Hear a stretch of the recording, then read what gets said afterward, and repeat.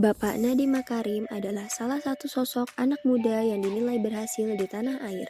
Dan pada kesempatan kali ini kami memilih beliau sebagai role model dalam nilai-nilai dasar ASN berakhlak yang merupakan akronim dari berorientasi pelayanan, akuntabel, kompeten, harmonis, loyal, adaptif, dan kolaboratif.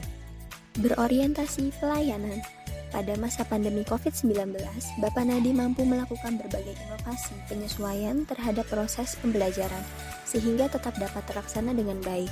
Salah satunya dengan menghimbau diadakannya pembelajaran jarak jauh atau PJJ dari rumah. Dari kebijakan ini, kita bisa melihat responsivitas yang ditunjukkan Bapak Menteri kita dalam mengedepankan pendidikan dengan tetap mengutamakan keselamatan para siswa. Selain itu, untuk mengoptimalkan kegiatan PJJ, Bapak Nadiem mengeluarkan kebijakan kuota internet belajar secara gratis, mulai tingkat sekolah dasar hingga perguruan tinggi kepada guru serta murid. Akuntabel. Bapak Nadiem Makarim juga memiliki nilai akuntabel dengan melaksanakan tugas dengan bertanggung jawab dan transparan atas kepercayaan yang diberikan. Hal ini dibuktikan pada saat Bapak Nadiem Makarim menjabat. Dikeluarkan kebijakan BOS atau biaya operasional sekolah akan disalurkan langsung kepada rekening sekolah. Selain itu, upaya transformasi pengelolaan dana BOS terus dilakukan dengan menerbitkan kebijakan dana BOS tahun 2021. Berupa biaya BOS bervariasi sesuai karakteristik masing-masing daerah. Penggunaan dana BOS tetap fleksibel, termasuk dapat digunakan untuk keperluan persiapan pembelajaran tatap muka atau PTM. Serta pelaporan penggunaan dana BOS dilakukan secara daring melalui laman https://boskemendikbud.go.id dan menjadi syarat penyaluran untuk meningkatkan akuntabilitas penggunaan dana BOS. Kompeten. Walaupun memiliki kesempatan berkarir di Amerika Serikat, Bapak Nadiem Makarim memilih kembali ke Indonesia untuk meniti karirnya.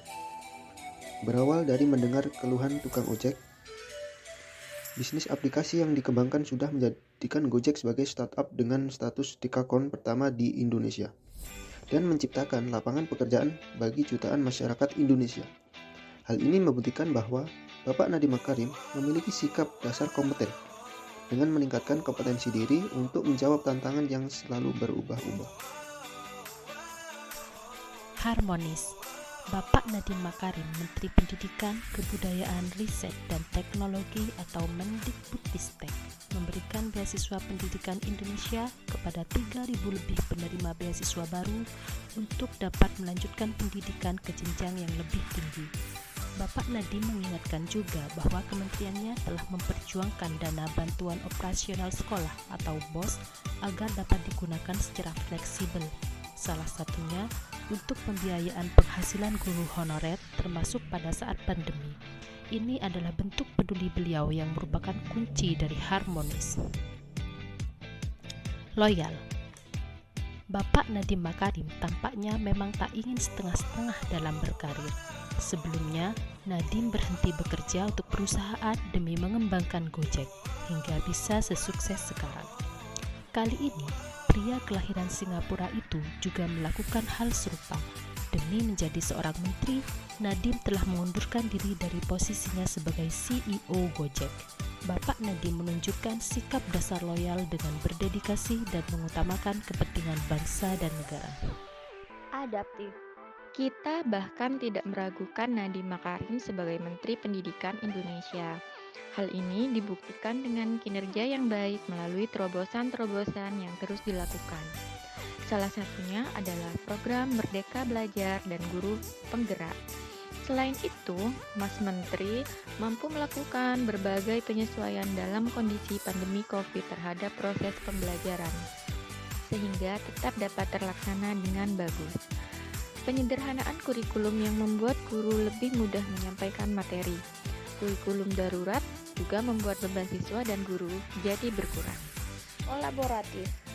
Pada 24 Januari 2022, Bapak Nadiem Makarim bersama Menteri Pendidikan Singapura Chan Chun Sing menandatangani naskah pengaturan kemitraan sumber daya.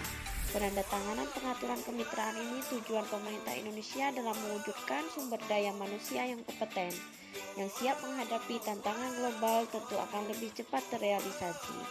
Pengaturan ini merefleksikan usaha bersama Indonesia dan Singapura dalam memperkuat kerjasama bilateral di bidang pendidikan dan persahabatan di antara kedua negara, mencerminkan sifat kolaboratif dengan membangun kerjasama yang sinergi.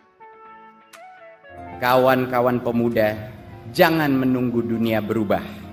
Dunia ini ada di tanganmu. Asal kita berani melangkah, kita tak akan pernah kalah. Salam pemuda.